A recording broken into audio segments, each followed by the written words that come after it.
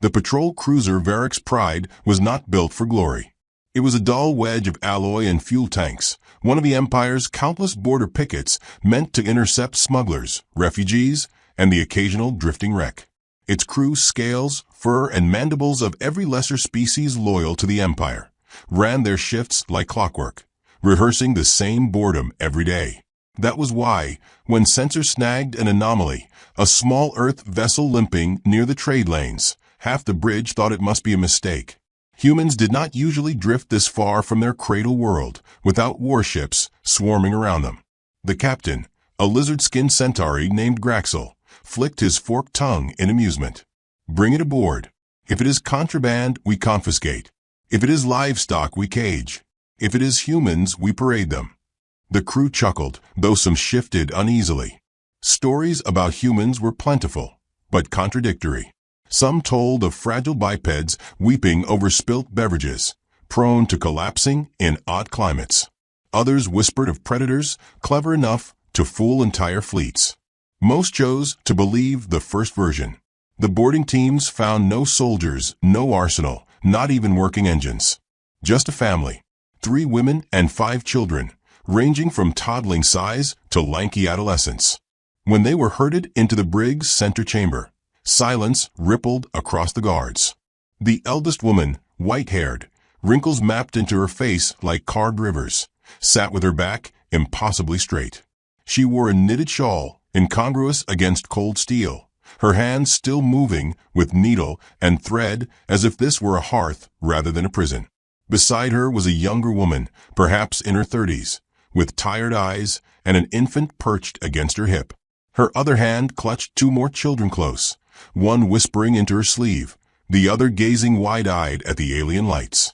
And then there was the teenage girl, standing a little apart, her chin tilted defiantly.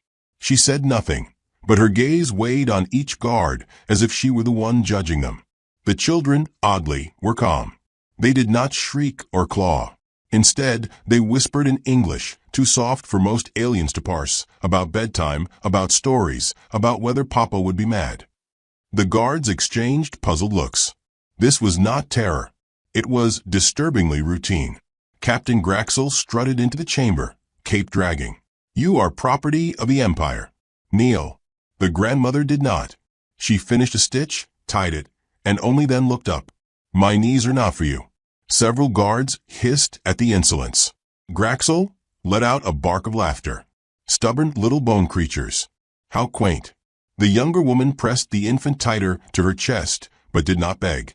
The teenage girl muttered something in English that made the younger children giggle. One guard, irritated, slammed the staff against the floor, but the giggling only grew. It unsettled the crew more than silence would have. In the mess hall later, Graxel boasted of the capture. 3 breeding females, 5 offspring. The Empire will mount them as proof of human weakness. Let them see their apex predator reduced to nursery stock. The crew roared. Yet beneath the mirth, a few kept recalling the grandmother's calm stare, the teenage girl's tilt of chin, the laughter that refused to break. Meanwhile, in the brig, the humans settled into a strange rhythm. The grandmother knitted steadily, her lips moving in quiet prayers or stories the translators could not catch. The younger woman hummed lullabies while rocking the infant. The children asked the guards absurd questions through the force barrier. Do you have playgrounds? Do you eat ice cream? Can you whistle? Some guards answered out of boredom, and to their surprise, the children laughed, genuine and bright. Others avoided eye contact entirely. The teenage girl tested the barrier with sly touches, never enough to trigger alarms, just enough to make guards sweat. At night, she whispered to the youngest, Don't worry. Papa always comes back. None of them cried. None pleaded. That, more than anything, disturbed the aliens. Days later, Graxel initiated a hololink with Imperial Command. His image, smug and strutting, filled the council chamber orbiting the core. Honored overseers, he declared, behold, 8 human specimens, 3 breeders, 5 whelps. Proof that Earth's terrors are but fragile pets awaiting collars. The chamber erupted with chatter. One avian counselor flapped wings in amusement. So this is the feared species? knitters and singers. A mandible-jawed governor hissed out, "Keep them contained. I have heard whispers. Humans feign weakness to strike later." Graxel sneered. "Do these look like warriors?" He gestured. The feed showed the family at rest, grandmother knitting, younger woman soothing a child, teenage girl braiding her sister's hair. The chamber laughed again. Resolutions were drafted. The specimens would be transported to the capital, paraded as proof of the Empire's dominion. No one noticed the faint pulse that flickered from the human's derelict vessel before it was scrapped. A pulse too narrow, too well-masked to be caught by routine scans. Back in the brig, a guard leaned against the barrier, weary. The youngest boy approached with solemn eyes. "Mister," he whispered, "do you know what happens when Papa gets mad?" The guard chuckled nervously. "Does he cry like all humans?" The boy shook his head, very serious. "No, he makes other people cry." The guard laughed too loudly, trying to shake off the chill. But later, in his bunk, he could not forget the tone. Not boastful, not afraid, just certain. The family slept close together, except the teenage girl, who remained awake, her gaze fixed on the stars beyond the viewport.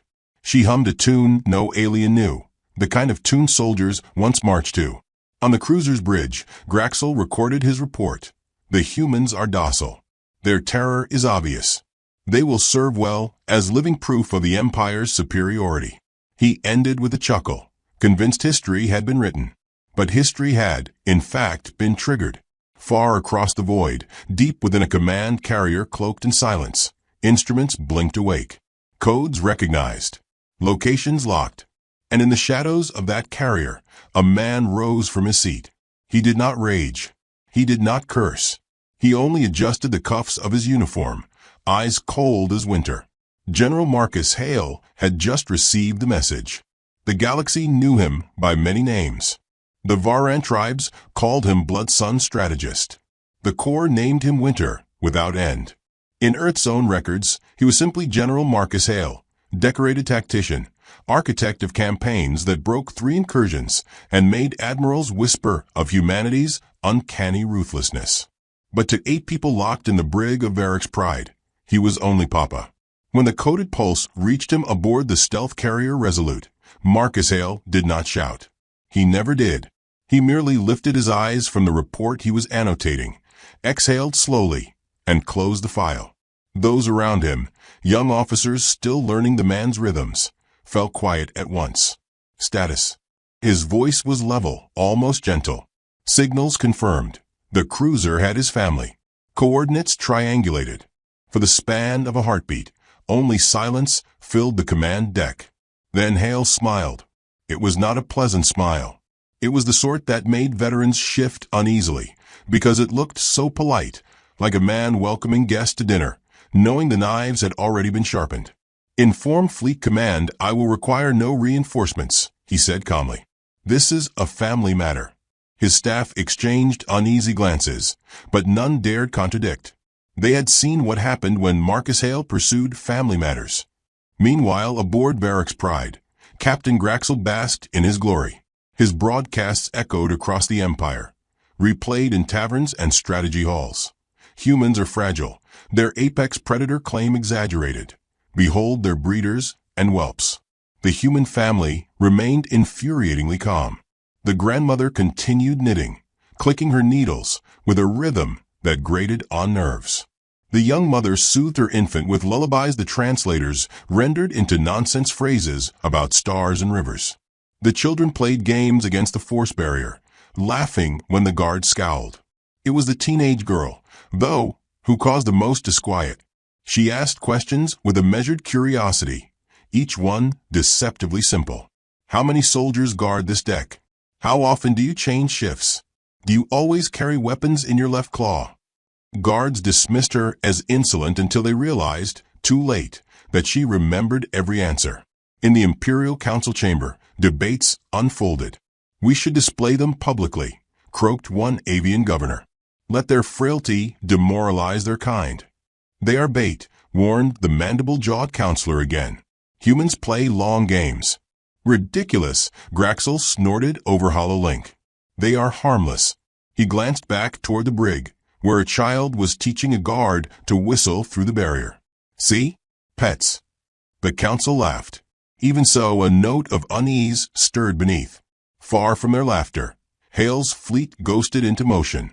Orders radiated outward like quiet ripples across dark water. Communications went silent. Patrol beacons winked out. The Empire's vast sensor net began to fray, and still no one realized the shape of the storm forming. Hale stood at the carrier's viewing platform, hands folded behind his back. His aide, a young lieutenant, ventured, "Sir, what will you do?" Hale's eyes never left the stars. "Do? I will knock on their door." Then, with that unervingly polite smile, "And I will ask very nicely for my children back." The lieutenant swallowed hard. Humans had a way of making nice sound like execution orders. When the Empire tried to transfer the prisoners, things went wrong immediately. The grandmother refused to move until she finished a row of stitches. The toddler slipped past a guard's legs and ran laughing down a corridor before being scooped up. The teenage girl stared down the officer in charge and asked whether he thought his mother would be proud. The officer did not sleep that night. The guards whispered that the family was cursed. They did not behave like prey. They behaved as if certain something terrible was coming for them. They were right. On the fourth day, the Resolute arrived in system. Cloaked, silent, its hull radiating nothing. Hale did not unleash his fleet yet. He listened. He studied. He let his rage steep like tea until it became something cold and sharp. Aboard Varric's Pride, Captain Graxel strutted into the brig once more, preening before his captives. "You will be paraded," he told them. "The galaxy will laugh at your fragility. Your kind will be broken." The grandmother lifted her head, eyes calm. "Child," she said softly, "the galaxy has never laughed long at us." Graxel sneered and turned away. But one of his lieutenants, a furred alien with twitching ears, shivered at the tone. That same hour, in the council chamber, a report arrived. Multiple human fleets unaccounted for. Patrols gone dark. Outposts silent. The laughter faltered. One counselor demanded, "Where is General Hale during all this?" No one answered. Inside the brig, the children continued their games. They sang old campfire songs out of tune, clapping against the barrier, while guards shifted nervously. The young mother told bedtime stories about wolves stalking hunters instead of the other way around. And then the teenage girl leaned close to the force field, whispering so low the translator almost failed, "He's coming." The guard snapped, "Who?" She smiled. "Not kindly. Papa." On the Resolute, Hale reviewed final coordinates. His crew awaited the order, pulses pounding. But still the general stood calm, even genial. "We will not strike first," he said pleasantly. "Let them gather their arrogance. The larger the crowd, the greater the silence after." His staff nodded, unsettled. He leaned over the tactical display, and in a voice smooth as silk, gave the order, "Bring me Varric's Pride." Intact. The carrier slid forward through shadow, silent as breath. Hale's polite smile never faltered. The Empire was not prepared for silence. For centuries its fleets had thundered across the stars, metal wings blazing, engines howling with conquest. To be Empire was to be loud, to be seen, to declare dominion with banners and horns. Which was why the sudden stillness unsettled them more than cannon fire ever could. Outposts that should have chirped routine reports gave nothing. Patrol ships vanished into black. And now, one of their own cruisers sat in system, broadcasting its prize, human family specimens, yet suddenly unable to reach reinforcements. The laughter of the council had soured into suspicion. Whispers replaced boasts. On the bridge of the Resolute, General Marcus Hale stood in the shadows, his hands resting lightly on the railing. He did not pace. He did not raise his voice. His presence alone seemed to press the air flat, a gravity stronger than thrusters. Officers glanced at him in quiet intervals, gauging his temperature by the curve of his mouth. That polite smile remained, unchanging. "Status of Varric's Pride?" Hale asked softly. "Still transmitting, sir," replied his signals officer. "Boasting of their capture. They haven't noticed us." "Good. Let them boast." Hale's tone was almost kind. as if indulging a child before a lesson. The hunt is sweetest when prey does not yet know it is prey. The crew exchanged uneasy glances. Inside Varric's Pride, Captain Graxel paraded through the brig once more, dragging along a cluster of officers eager for a look at humanity's apex predators. He gestured flamboyantly toward the captives. Behold, frail bipeds with bones like glass. Their females knit blankets while their offspring mewl songs. The officers laughed until one of the children, a boy of about 8, pressed a hand to the barrier and asked in clear Galactic common, "Do you always laugh when you're nervous?" The hall went still. The boy tilted his head, as if cataloging their silence. Papa says laughter without joy is just fear in costume. The grandmother clicked her needles together, unmoved. The teenage girl smirked, muttering in English, "Told you they're idiots." Graxel forced a booming laugh to drown the disquiet, but his officers shifted uneasily. There was something profoundly wrong with how calm these humans were. Back on the Resolute, Hale initiated his first strike. His fleet slipped between patrol nets, every vessel cloaked in silence. Orders rippled out in code, references that baffled the Empire's intercepted signals. Fastball special. 7th inning stretch. Hotel California. Alien analysts, frantic to decipher, argued whether these were weapons or coordinates. By the time they debated, an outpost station was gone, hull carved apart, reactors gutted. Survivors left alive to tell of shadows that laughed before vanishing. The Empire tried to answer with force. Frigates leapt to ambush coordinates, only to find empty void. Or worse, ghost transmissions playing recordings of children singing Earth lullabies. Soldiers fired blindly into nothing, unnerved by voices in the dark. Hale's trap was simple. Confusion first, terror second, destruction third. He never explained this aloud. His officers understood it in the way one understands a predator's breath on the back of the neck. "Sir," one lieutenant whispered as the tally of vanished ships climbed. "Should we slow down?" Hale glanced at him with that same cordial smile. Do lions slow down when gazelles panic? The lieutenant looked away, throat dry. On Varric's Pride, the guards were unraveling. The children had begun inventing games, stone, paper, scissors variants, riddles, camp songs, all played within sight of the barrier. Guards who tried to ignore them found themselves humming the melodies hours later, unsettled by lyrics they did not understand. One guard finally snapped at the teenage girl. "Why do you not fear us? We could end you with one switch." She leaned close, her voice steady. "Because Papa is already here." That night, the cruiser's long-range sensors detected something. Faint ripples. Ships moving without signature. Graxel dismissed it as static until 3 more patrols went missing. Reports poured into the council. Human fleets are unaccounted for. Our stations burn without warning. The dark between stars laughs at us. One counselor, trembling, rasped, "This is Hale's doing. Where his family goes, silence follows, and then only ruin." The chamber erupted in denial, yet beneath, fear coiled. On the Resolute, Hale walked the command deck as his trap unfolded. Every strike was deliberate, never total annihilation. He wanted survivors. He wanted witnesses. Fear, after all, traveled faster than light. His aide asked quietly, "Why leave them alive?" Hale's smile thinned. "Because corpses cannot spread stories. And I want the Empire's children to grow up fearing bedtime." He said it gently, almost kindly. The room chilled. Meanwhile, the prisoners played their roles. The grandmother spoke aloud prayers that unsettled guards. Words about vengeance, deliverance, and wolves among sheep. The young mother lulled her infant to sleep with songs that somehow echoed down corridors, carried by vents until soldiers claimed to hear them in their bunks. And the teenage girl?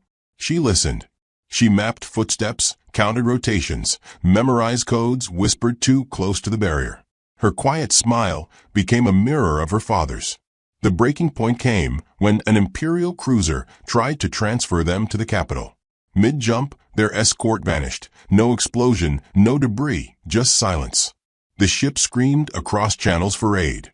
What returned was not static, but a human voice, calm and polite. "Good evening. Kindly return what is mine." It was Marcus Hale. The escort fled. The family remained aboard Varric's Pride, but every alien aboard now knew precisely whose bloodline they carried. Panic spread. Some officers argued for immediate execution, better corpses than bait. Others, trembling, insisted they must keep the family alive, for killing them would invite a storm beyond reckoning. In the brig, the grandmother finally looked up from her knitting. Now you begin to understand. The council convened emergency session. Faces pale, mandibles clicking, wings twitching, they shouted over each other. The words bait, trap, and extinction hissed in every tongue. Still, one avian governor squawked, "They're just one general. We are the Empire." A recording arrived moments later. An orbital station, burned clean in silence, survivors whispering of laughter in the dark. The chamber fell quiet. On the Resolute, Hale finally lifted a hand. "Phase 3, he said, voice soft as silk. Across the system, his hidden fleet sprang its claws. Gravity mines bloomed. Jamming nets coiled. Cloaked carriers unfolded like knives. Empire ships that had gathered, confident in numbers, suddenly found themselves isolated, each blind, each struck with surgical cruelty. Hale did not roar. He murmured instructions. Clip their wings. Spare their screams. Leave the one with the red stripe. Let it run. Officers obeyed, horrified yet enthralled by his precision. The Empire was mighty, but Marcus Hale was patient. Every strike cut not just hulls, but the illusion of invulnerability. Inside Varric's Pride, guards whispered among themselves, "He is here." The general hunts. "We are already dead." The teenage girl leaned against the barrier, whispering to her youngest brother, "Papa doesn't hunt. He herds. He lets them think they're running free until they're right where he wants them." The boy grinned proud. "Like tag."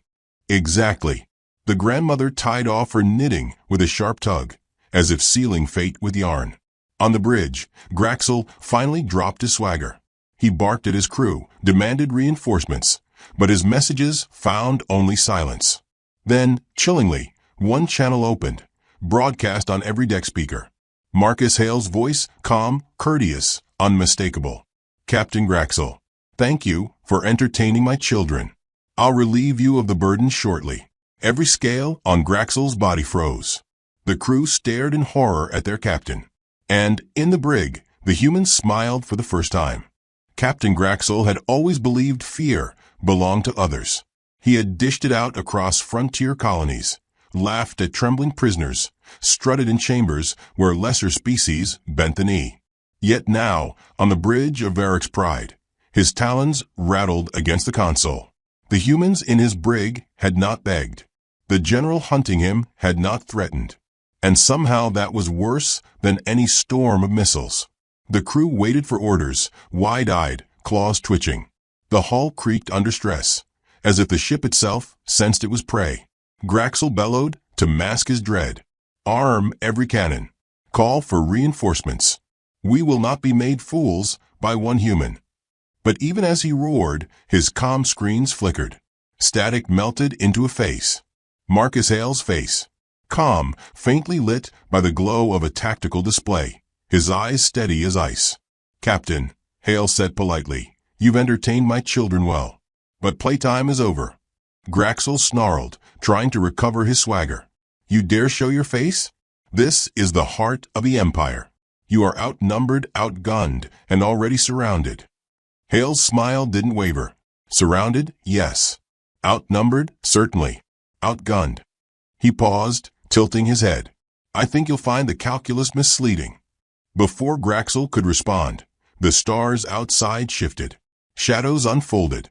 Dozens, no hundreds, of human vessels decloaked, not in scattered ambush, but in perfect synchronization, forming a noose of steel and silence around the cruiser and its escorts.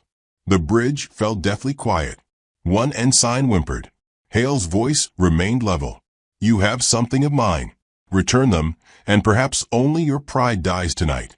The counselors across the Empire received the same transmission simultaneously.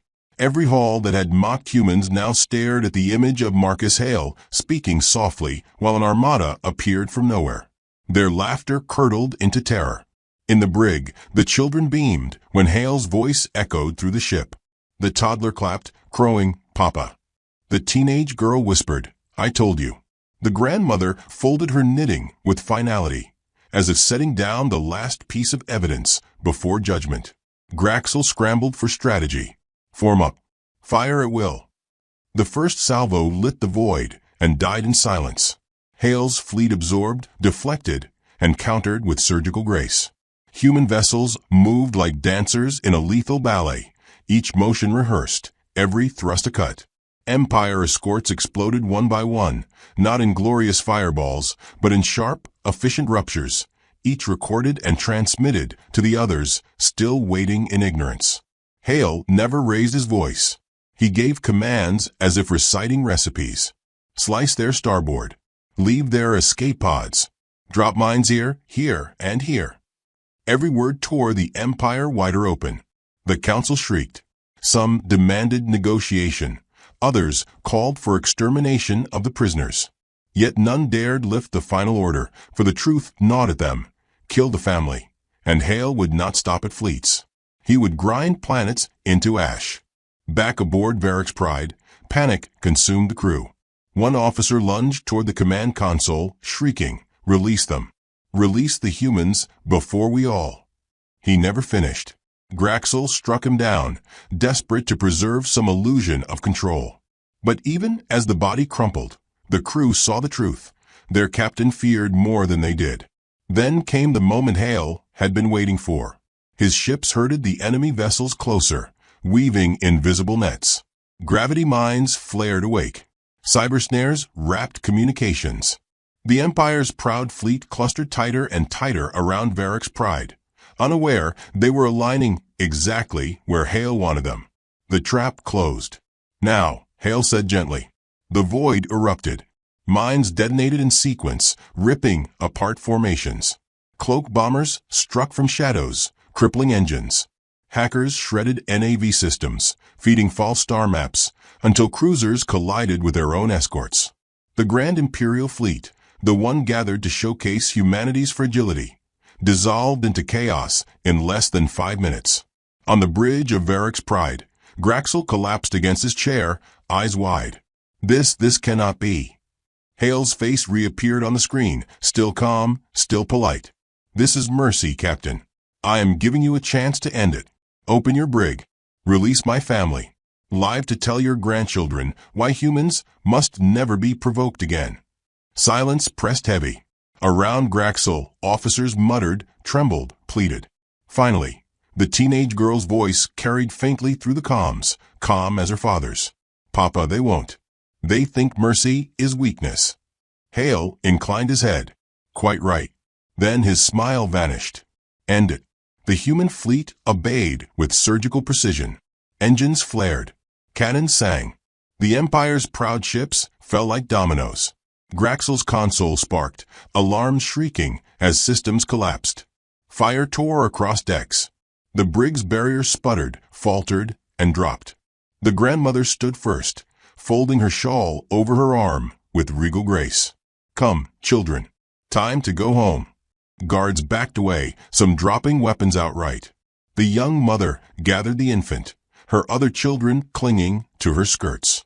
The teenage girl strode forward, eyes glittering, plucking a fallen keycard from the deck, as if it had always been meant for her. By the time human marines stormed the brig, they found no resistance. The guards had already surrendered. The family walked out with heads high, untouched. On the flagship, Hale watched them cross the threshold. His smile returned, not the cold predator smile, but something softer, fleeting. Relief.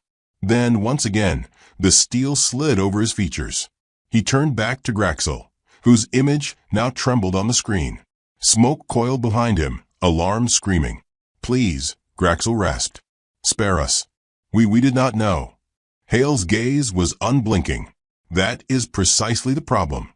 With a gesture, he cut the transmission. Moments later, Varick's Pride shuddered under a final strike, engines gutted, weapons slagged, left drifting. A warning buoy more eloquent than any speech. The rest of the fleet broke apart, survivors limping into hyperspace with terror clinging like oil. Hale let them go. Stories mattered more than kills. When the family stepped onto the Resolute's deck, silence met them. Soldiers who had faced death without flinching now straightened nervously as children skipped by. The grandmother inclined her head to Hale. "You came."